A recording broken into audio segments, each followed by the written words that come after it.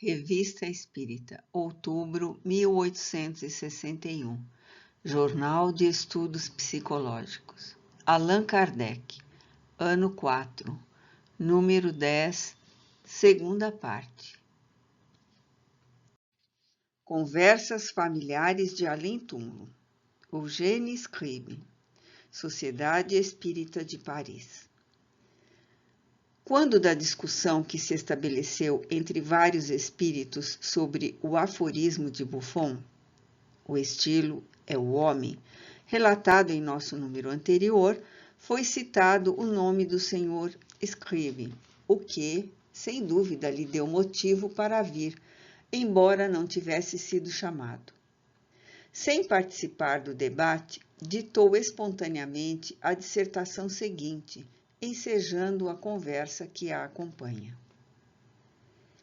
Seria desejável que o teatro, onde os grandes e pequenos vão aurir ensinamentos, se preocupasse um pouco menos em lisonjear o gosto pelos costumes fáceis e em exaltar os aspectos veniais de uma juventude ardente, mas que o progresso social fosse perseguido por peças elevadas e morais, onde a fina anedota substituísse o sal grosso de cozinha, de que hoje se servem os autores de comédias leves.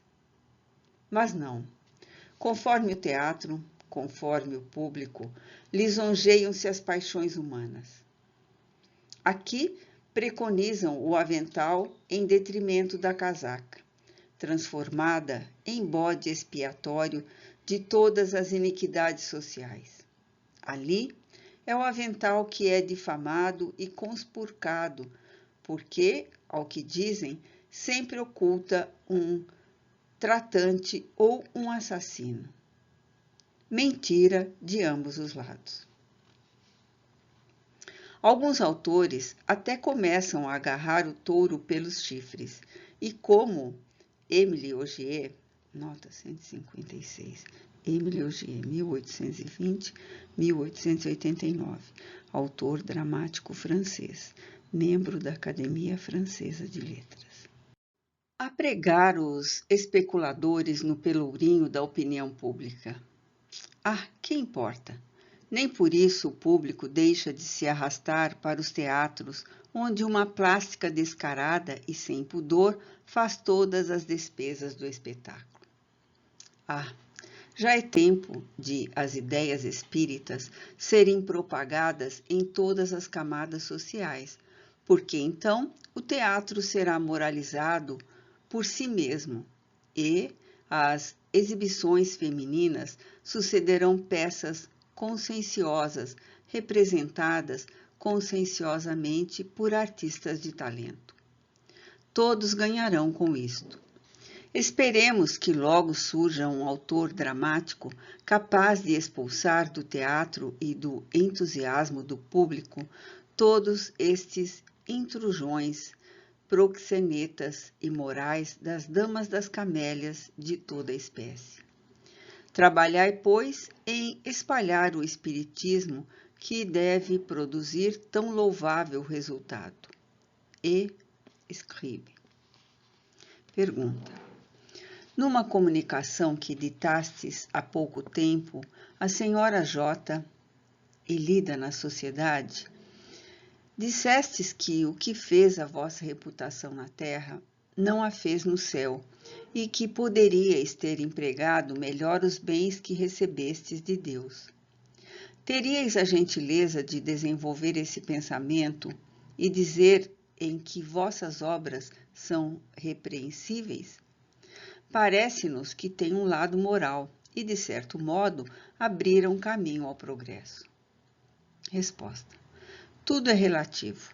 No mundo elevado, onde hoje me encontro, não vejo mais com os olhos terrenos e penso que, com os dons que havia recebido do Todo-Poderoso, deveria ter feito coisa melhor para a humanidade. Foi por isso que disse não haver trabalhado para o céu. Mas não posso exprimir em poucas palavras o que vos queria dizer acima, porque, com bem o sabeis, eu era um tanto verboso. Pergunta. Dissestes ainda que gostarias de compor uma obra mais útil e mais séria, mas que tal alegria vos foi recusada. É como o espírito que quereis fazer essa obra, e nesse caso, como teríeis feito para que os homens a aproveitassem? Resposta. Meu Deus, da maneira mais simples empregada pelos espíritos, inspirando os escritores que muitas vezes imaginam tirar de seu próprio imo, por vezes tão vazio. Pergunta. Pode-se saber qual o assunto que oferecereis para tratar? Resposta. Eu não tinha um objetivo determinado, mas, como sabeis, a gente gosta um pouco de fazer o que nunca fez. Gostaria de cuidar de filosofia e de espiritualismo, já que me ocupei mais que devia do realismo. Não tomeis a palavra realismo como hoje a entendem. Apenas quis dizer que me ocupei mais especialmente daquilo que divertia os olhos e o ouvido dos espíritos frívolos da terra, e não do que poderia satisfazer os espíritos sérios e filosóficos. Pergunta. Dissestes à senhorita J que não éreis feliz. Podeis não ter a sorte dos bem-aventurados, mas há pouco no comitê contaram uma porção de boas ações que praticastes e que, por certo, devem ter sido levadas em consideração. Resposta. Não sou feliz, porque infelizmente ainda tenho ambição, e tendo sido acadêmico na terra, queria fazer parte também da Assembleia dos Eleitos. Pergunta. Parece-nos que, em falta da obra que ainda não podeis fazer, poderíeis alcançar o mesmo objetivo para vós e para os outros, se assim viesseis fazer uma série de dissertações. Resposta. Não pediria nada melhor. Virei com prazer se me permitirem. O que ignoro, pois ainda não tenho posição bem definida no mundo espiritual. Tudo é tão novo para mim. Eu que passei a vida a casar oficiais subalternos com ricas herdeiras, que ainda não tive tempo de conhecer e admirar este mundo etéreo, de que me havia esquecido durante a encarnação. Voltarei, pois, se os grandes espíritos o permitirem. Pergunta. No mundo em que estais, já revistes a senhora de Girardin, que em vida ocupava-se muito de espíritos e evocações? Resposta. Ela teve a bondade de vir esperar-me no limiar da verdadeira vida com os espíritos da Pleiade, a qual pertencemos. Pergunta. Ela é mais feliz que vós? Resposta. Seu espírito é mais feliz do que eu, porque contribuiu para as obras de educação da infância, compostas por Sophie Gay, sua mãe. Observação de Erasto. Não foi porque lutou ao passo que Scribe deixou-se arrastar na torrente da vida fácil. Pergunta. Ides às vezes assistir à representação de vossas obras, assim como a senhora de Girardin ou Casimir de Lavigne? Resposta. Como quereis que não fôssemos ver esses filhos queridos que deixamos na terra? Ainda é um dos nossos prazeres mais puros. Observação.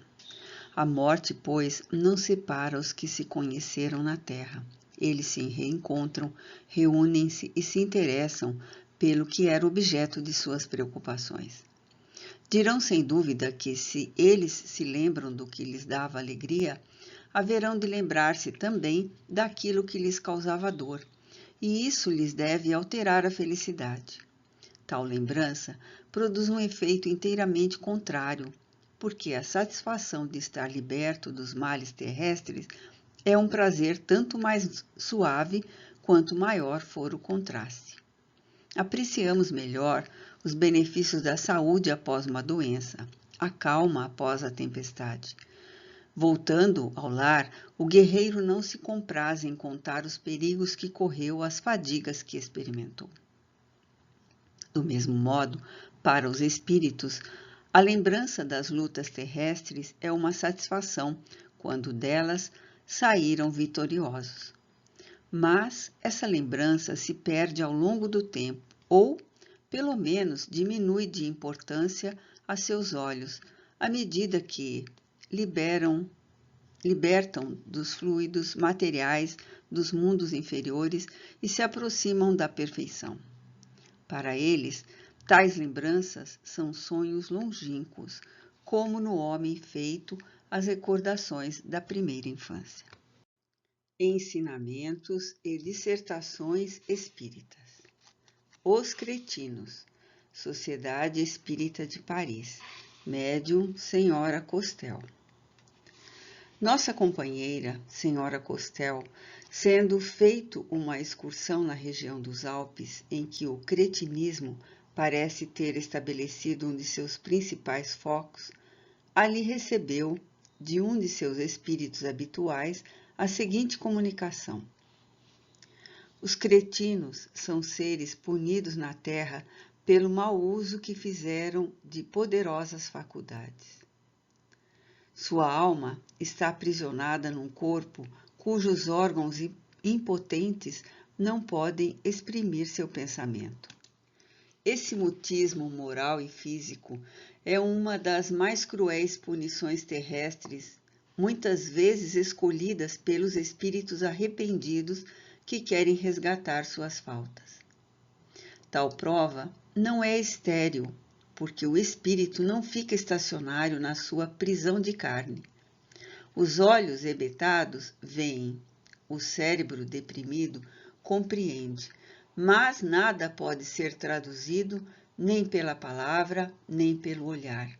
E salvo o movimento, são moralmente no estado dos letárgicos e dos catalépticos, que veem e ouvem o que se passa ao seu redor, sem poderem exprimi-lo. Quando em sonho tendes esses terríveis pesadelos, nos quais quereis fugir de um perigo, quando gritais para pedir socorro, enquanto a língua fica presa à abóbada palatina e os pés ao solo, experimentais por alguns instantes o que o cretino experimenta sempre: paralisia do corpo ligada à vida do espírito. Quase todas as enfermidades têm assim sua razão de ser. Nada se faz sem causa, e o que chamais injustiça da sorte é a aplicação da mais alta justiça. A loucura também é uma punição pelo abuso de altas faculdades. O louco tem suas duas personalidades: a delirante e a que retém a consciência de seus atos, sem os poder dirigir. Quanto aos cretinos, a vida contemplativa e isolada de suas almas, sem as distrações do corpo, também podem ser tão agitada quanto as existências mais complicadas pelos acontecimentos. Alguns se revoltam contra seu suplício voluntário. Lamentam tê-lo escolhido e sentem um desejo furioso de voltar a outra vida. Desejo que lhes faz esquecer a resignação na vida presente e o remorso da vida passada, que albergam na consciência. Porquanto os cretinos e os loucos sabem mais que vós, e na sua incapacidade física oculta-se uma força moral da qual não fazeis a menor ideia. Os atos de furor ou de imbecilidade a que seus corpos se entregam são julgados pelo ser interior, que sofre e se envergonha. Assim, ridicularizá-los, injuriá-los, mesmo maltratá-los, como às vezes se faz com eles, é aumentar-lhes os sofrimentos, porque os faz sentir mais duramente sua fraqueza e sua abjeção. Se pudessem, acusariam de covardia os que assim agem, pois sabem que suas vítimas não podem se defender. O cretinismo não é uma lei de Deus e a ciência pode fazê-lo desaparecer, porquanto é o resultado material da ignorância, da miséria e da imundície. Os novos meios de higiene que a ciência, tornada mais prática, pôs ao alcance de todos, tendem a destruí-lo. Sendo o progresso condição expressa da humanidade, as provas impostas se modificarão e seguirão a marcha dos séculos. Tornar-se-ão todas morais. E quando a vossa terra, ainda jovem, tiver realizado todas as fases de sua existência, tornar-se-á uma morada de felicidade como outros planetas mais adiantados. Pierre Chuty, pai do médium. Observação. Houve um tempo em que se havia posto em dúvida a alma dos cretinos e se perguntava se eles realmente pertenciam à espécie humana. A maneira por que o Espiritismo os encara não é de alta moralidade e de grande ensinamento?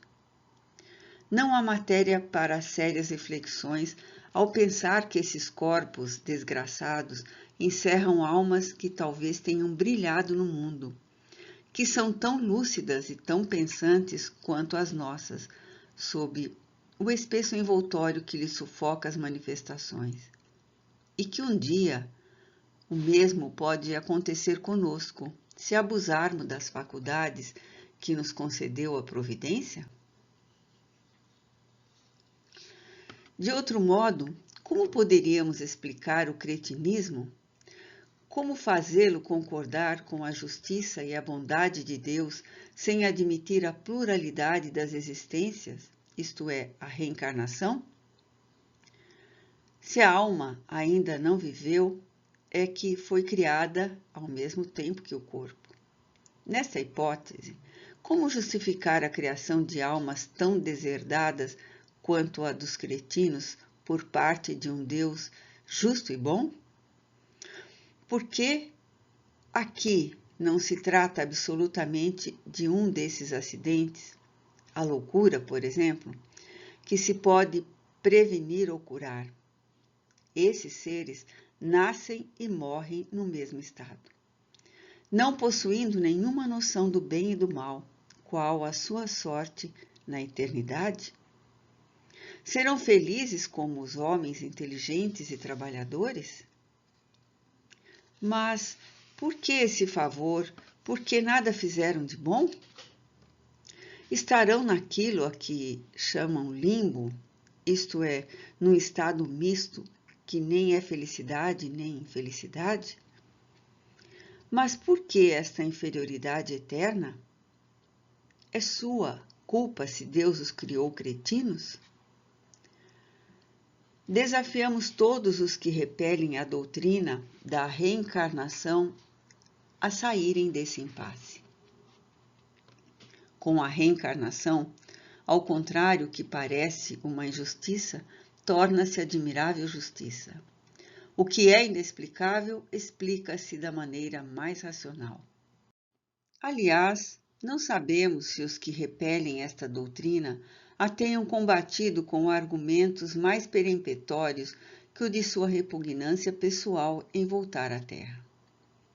Estariam, assim, muito seguros de possuir bastante virtude para ganhar o céu com tanta facilidade? Desejamo-lhes boa sorte. Mas e os cretinos? E as crianças que morrem em tenra idade? Que títulos possuirão para fazer valer? Se fosse um homem de bem, teria morrido. 158. Nota. Vide o Evangelho segundo o Espiritismo, capítulo 5, item 22. Sociedade Espírita de Sants. Muitas vezes direis ao falar de um homem mau que escapa de um perigo: se fosse um homem bom, teria morrido. Pois bem, assim falando, enunciais uma verdade, pois realmente acontece e com muita frequência que Deus dê a um espírito ainda jovem, na senda do progresso, uma prova mais longa do que a um homem bom, que receberá por recompensa do seu mérito a graça de sua aprovação ser tão curta quanto possível. Por conseguinte, quando vos utilizais daquele axioma, não suspeitais de que proferis uma blasfêmia. Se morre um homem de bem, vizinho de um malvado, logo dizeis, antes fosse este.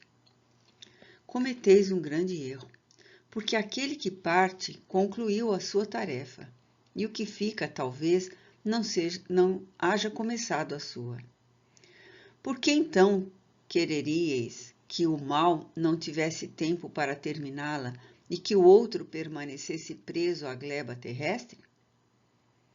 Que direis se um prisioneiro que tivesse cumprido sua pena e que fosse retido na prisão, enquanto se restituísse a liberdade de um que não tinha esse direito? Ficai sabendo, pois, que a verdadeira liberdade para o espírito consiste no rompimento dos laços que o prendem ao corpo, e que, enquanto vos achares na terra, estareis em cativeiro. Habituai-vos a não censurar o que não podeis compreender, e crede que Deus é justo em todas as coisas. Muitas vezes, o que vos parece um mal é um bem. Vossas faculdades, no entanto, são tão limitadas que o conjunto do grande todo escapa aos vossos sentidos obtusos. Esforçai-vos por sair, pelo pensamento, da vossa acanhada esfera, e à medida que vos elevardes, diminuirá para vós a importância da vida material. Esta, então, vos aparecerá como simples incidente no curso infinito da vossa existência espiritual, única existência verdadeira. Fenelon. Os pobres e os ricos. Sociedade Espírita de Lyon. Nota. Embora os espíritas de Lyon estejam divididos em vários grupos que se reúnem separadamente, nós os consideramos como formado de uma única sociedade que designaremos sob o nome geral de Sociedade Espírita de Lyon. As duas seguintes comunicações foram recebidas em nossa presença. O ciúme é o companheiro do orgulho e da inveja. Ele vos leva a desejar tudo quanto os outros possuem, sem que percebais que, invejando sua posição, não estareis pedindo senão o presente de uma víbora que acalentaríeis ao seio. Sempre invejais e tendes ciúmes dos ricos. Vossa ambição e vosso egoísmo vos levam a ter sede do ouro alheio. Se eu fosse rico, dizeis, faria dos meus bens um uso muito diverso do que vejo fazendo este ou aquele. E sabeis se, tendo esse ouro, não faríeis um uso ainda pior? A isso respondeis. Aquele que está ao abrigo das necessidades cotidianas da vida sofre muito pouco em comparação comigo. Que sabeis a respeito? Aprendei que o rico nada mais é que um intendente de Deus. Se usar mal a sua fortuna, ser-lhe-ão pedidas contas severas. Esta fortuna que Deus lhe dá e da qual aproveita na terra, é a sua punição, é a sua prova, é a sua expiação. Quantos tormentos o rico se permite para conservar esse ouro a que tanto se prende? E quando chega a sua hora derradeira, quando deve prestar contas e compreende, nessa hora suprema, que quase sempre lhe revela toda a conduta que deveria ter tido, como treme, como tem medo. É que começa a compreender que falhou em sua missão, que foi um mandatário infiel e que suas contas vão ser desordenadas. Os pobres trabalhadores, ao contrário, que sofrem toda a vida ligados à bigorna ou à charrua, vem chegar à morte esta libertação de todos os males, com reconhecimento. Sobretudo se suportam suas misérias com resignação e sem murmurar. Crede, meus amigos, se vos fosse dado ver o rude pelourinho ao qual a fortuna liga os ricos, vós, cujo coração é bom, porque passastes por todas as peneiras da desgraça, direis com o Cristo, quando vosso amor próprio fosse ferido pelo luxo dos opulentos da terra. Perdoai-lhe, Senhor, pois não sabe o que fazem. E adormeceríeis no vosso rude travesseiro, acrescentando: Meu Deus, abençoai-me e que seja feita a vossa vontade. O Espírito Protetor do Médium. Diferentes maneiras de fazer a caridade. Nota 159. Vídeo Evangelho segundo o Espiritismo, capítulo 13, item 10. Sociedade Espírita de Lyon. Nota. A comunicação seguinte foi recebida em nossa presença no grupo de Pirrache. Sim, meus amigos, virei sempre ao vosso meio, sempre que for chamado. Ontem me senti muito feliz por vossa causa, quando ouvi o autor dos livros que vos abriram os olhos testemunhar o desejo de vos ver reunidos para vos dirigir palavras de benevolência. É um grande ensinamento para todos vós e, ao mesmo tempo, poderosa lembrança. Apenas notei, quando vos falou do amor e da caridade, que vários de vós se perguntavam: como fazer a caridade? Muitas vezes não tenho sequer o necessário. A caridade, meus amigos, se faz de muitas maneiras. Podeis fazê-la por pensamento, por palavras e por ações.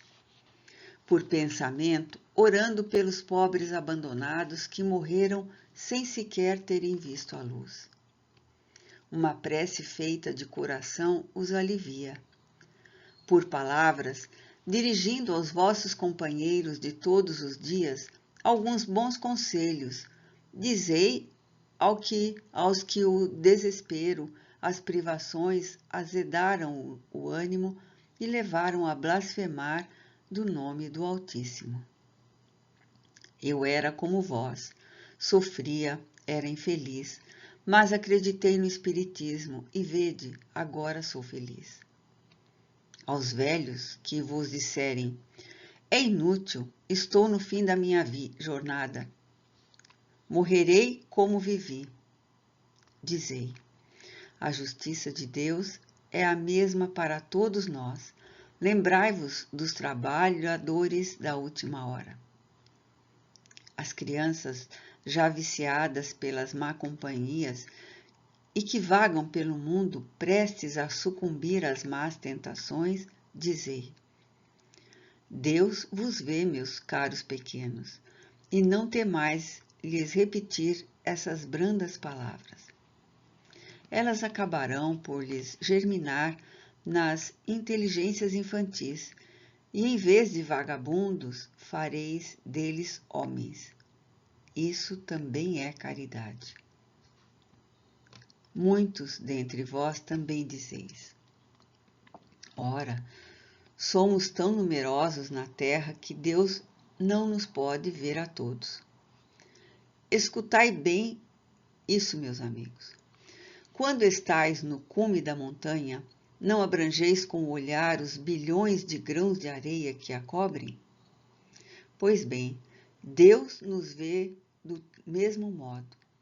Ele vos deixa usar do vosso livre-arbítrio, como vos deixais que esses grãos de areia se movam ao sabor do vento que os dispersa.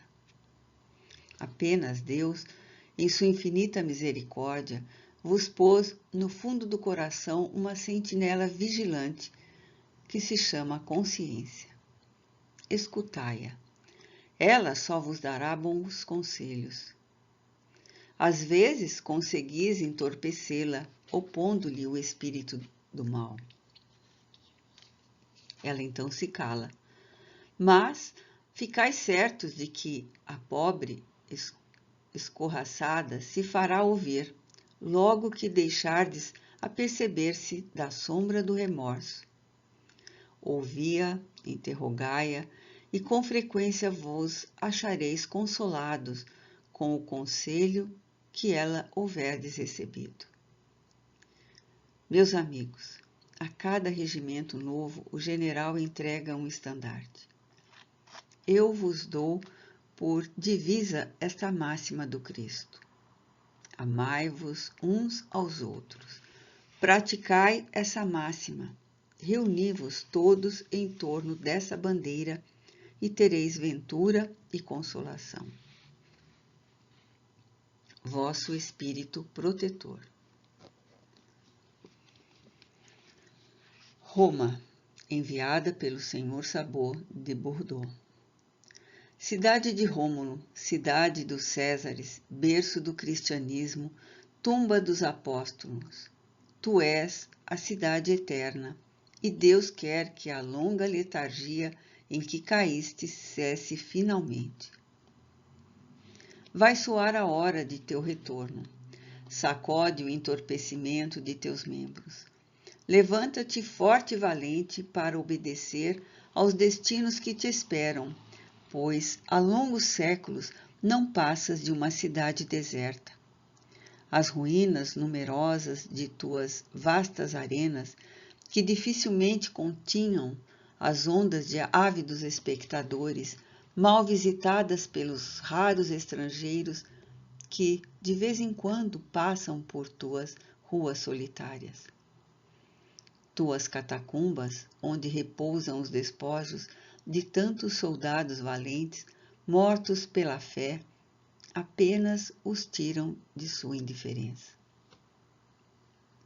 Mas a crise que sofres será a última e irá sair desse penoso e doloroso trabalho, grande, forte, poderosa, transformada pela vontade de Deus, e do alto de sua velha basílica, a voz do sucessor de Pedro estenderá sobre ti as mãos que terão as bênçãos do céu, e ele chamará ao seu supremo conselho os Espíritos do Senhor.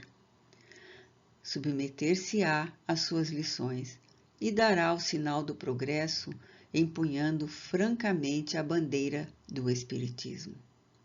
Então, submetido a seus ensinos, o universo católico acorrerá em massa para se colocar ao redor do cajado de seu primeiro pastor, e dado esse impulso, todos os corações se voltarão para ti. Serás o farol luminoso que deve iluminar o mundo, e teus habitantes, alegres e felizes, por te ver dar às nações o exemplo do melhoramento e do progresso, repetirão em seu canto: sim, Roma é a cidade eterna. Macion. O Coliseu, enviada pelo Conde X de Roma, traduzida do italiano. Que sentimento faz nascer em vós a visão do Coliseu? O produzido pelo aspecto de toda ruína, tristeza. Suas vastas e belas proporções lembram todo um mundo de grandeza, mas sua decrepitude invariavelmente leva o pensamento para a fragilidade das coisas humanas. Tudo passa, e os monumentos que pareciam desafiar o tempo se desmoronam, como para provar que só as obras de Deus são duráveis. E quando os escombros, semeados por toda parte, protestam contra a eternidade das obras do homem, ousais chamar eterna uma cidade juncada de ruínas do passado. Onde está a Babilônia? Onde estás, Nínive? Onde vossos imensos e esplêndidos palácios? Viajante em vão os procura sob os areais do deserto. Não vês que Deus os apagou da face da terra? Roma, esperas, pois afrontar as leis da natureza? Sou cristã, dizes, e Babilônia era pagã. Sim, mas como ela és de pedra, e um sopro de Deus pode dispersar essas pedras amontoadas. O solo que treme à tua volta não está a te advertir que o teu berço, que se acha sob teus pés, pode tornar-se o teu túmulo? Sou cristã, dizes, e Deus me protege. Mas ousas comparar-te a esses primeiros cristãos que morriam pela fé e cujos pensamentos já eram deste mundo, tu que vives de prazeres, luxo e indolência? Lança os olhos sobre estas arenas, diante das quais passa com tanta indiferença.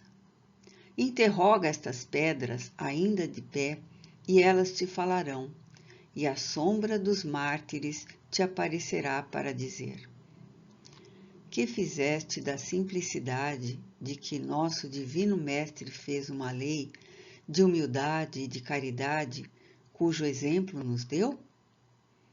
Tinham palácios? Vestiam-se de ouro e seda esses primeiros propagadores do Evangelho? Suas mesas esbanjavam o supérfluo?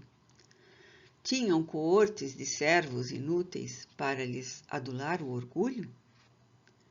Que há de comum entre ti e eles? Eles não buscavam senão os tesouros do céu, e tu buscas os tesouros da terra. Ó homens que vos dizeis cristãos, vendo o vosso apego aos bens perecíveis deste mundo, dir-se-ia realmente que não contais com os da eternidade. Roma, que te dizes imortal, passam os séculos futuros não buscar o teu lugar, como hoje é procurado o da Babilônia. Dante. Observação. Por singular coincidência, estas duas últimas comunicações chegaram no mesmo dia, embora, tratando do mesmo assunto, vê-se que os espíritos o encaram cada um do seu ponto de vista pessoal. O primeiro vê a Roma religiosa em sua opinião eterna, porque será sempre a capital do mundo cristão. O segundo vê a Roma material e diz que nada do que os homens edificam é eterno. Aliás, sabe-se que os espíritos têm suas opiniões e que podem divergir entre si na maneira de ver, quando ainda imbuídos das ideias terrestres. Só os espíritos mais puros estão isentos de preconceitos. Mas, pondo de lado a opinião que pode ser controversa, não se poderá acusar a estas duas comunicações uma grande elevação de estilo e de pensamento, e cremos que não seriam desabonadas pelos autores que levam seus nomes. A Terra Prometida, enviada pelo Sr. Rodolfo de Milhouzes. O Espiritismo se levanta e logo sua luz fecunda vai alumiar o mundo. Seu brilho magnífico protestará contra os ataques dos interessados em conservar os abusos e contra a incredulidade do materialismo. Os que duvidam sentir-se-ão felizes por encontrar nessa doutrina nova, tão bela, tão pura, o bálsamo consolador que os curará do ceticismo e os tornará aptos a melhorar e progredir como todas as demais criaturas. Privilegiados serão os que, renunciando às impurezas da matéria, se lançarem em voo rápido até o topo das ideias mais puras e buscarem desmaterializar-se completamente. Povos, erguei-vos para assistir à aurora desta vida nova que vem para a vossa regeneração, que enviada por Deus vem para vos unir numa santa comunhão fraterna. Ó, como serão felizes os que, ouvindo esta voz abençoada do Espiritismo, seguirem sua bandeira e cumprirem o apostolado, que deve reconduzir os irmãos extraviados pela dúvida e pela ignorância, ou embrutecidos pelo vício. Voltai, ovelhas desgarradas, voltai ao aprisco.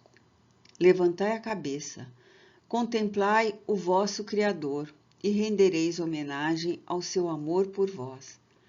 Retirai prontamente o véu que vos ocultava o Espírito da divindade. Admirai-o em toda a sua bondade. Prostrai a face contra a terra e arrependei-vos. O arrependimento vos abrirá as portas da felicidade, as de um mundo melhor, onde reina o amor mais puro, a fraternidade mais estreita, onde cada um sente alegria na alegria do próximo. Não sentis que se aproxima o momento em que vão surgir coisas novas? Não sentis que a terra está em trabalho de parto? Que querem esses povos que se remexem, que se agitam, que se aprestam para a luta? Por que vão combater? Para romper as cadeias que estancam o progresso de sua inteligência, absorvem a sua seiva, semeiam a desconfiança e a discórdia, armam o filho contra o pai, o irmão contra o irmão, corrompem as nobres aspirações e matam o gênio. Ó liberdade, ó independência, nobres atributos dos filhos de Deus que alargais o coração e elevais a alma. É por vós que os homens se tornam bons, grandes e generosos. Por vós, nossas aspirações se voltam para o bem. A injustiça desaparece, os ódios se extinguem e a discórdia envergonhada foge e apaga seu facho, temendo irradiar seus sinistros clarões. Irmãos, escutai a voz que vos diz: marchai, marchai para esse brilhante objetivo que vedes despontar mais além. Marchai para esse brilhante raio de luz que está à vossa frente, como a coluna luminosa adiante do povo de Israel. Ele vos conduzirá à verdadeira terra prometida, onde reina a eterna felicidade, reservada aos espíritos puros. Armai-vos de virtudes, purificai-vos das impurezas, e então a rota vos parecerá fácil, e a encontrareis coberta de flores. Percorrê-la-eis com um inefável sentimento de alegria, porque a cada passo compreendereis que vos aproximais do alvo onde podeis conquistar as palmas eternas. Mordochet. Egoísmo e orgulho. 160. Nota tradutor. Vídeo Evangelho segundo o Espiritismo, capítulo 11, item 12. Se os homens se amassem com mútuo amor, mais bem praticada seria a caridade. Mas, para isso, seria preciso que vos esforçasseis por largar essa couraça que cobre os vossos corações, a fim de se tornarem eles mais sensíveis aos sofrimentos alheios. A rigidez mata os bons sentimentos. O Cristo não se excusava, não repelia aquele que o buscasse, fosse quem fosse, socorria tanto a mulher adúltera como o criminoso. Nunca temeu que a sua reputação sofresse por isso. Quando, pois, o tomareis por modelo de todas as vossas ações? Se a caridade reinasse na terra, o mal não imperaria nela, fugiria envergonhado, ocultar-se-ia, visto que em toda parte se acharia deslocado. O mal, então, desapareceria. Ficai bem certos. Começai vós mesmos por dar o exemplo. Sede caridosos para com todos indistintamente. Esforçai-vos por não atentar nos que vos olham com desdém. Crede sempre que eles merecem vossa simpatia, e deixai a Deus o encargo de fazer toda a justiça, porque a cada dia em seu reino, ele separa no seu reino o joio do trigo. O egoísmo é a negação da caridade. Ora, sem a caridade não haverá descanso para a sociedade humana. Digo mais, não haverá segurança. Com o egoísmo e o orgulho que andam de mãos dadas, a vida será sempre uma carreira em que vencerá o mais esperto, uma luta de interesses, em que as mais santas afeições serão espezinhadas, em que nem os sagrados laços da família serão respeitados. Pascal. Sociedade Espírita de Metz. Ao retornar de nossa viagem, encontramos uma carta do honrado presidente da Sociedade Espírita de Metz, bem como a primeira publicação dessa sociedade. Daremos notícias dela no próximo número, pois este já está composto e pronto para ser impresso. Só nos resta espaço e tempo para enviar nossas sinceras felicitações àquela sociedade e ao seu digno presidente. Allan Kardec.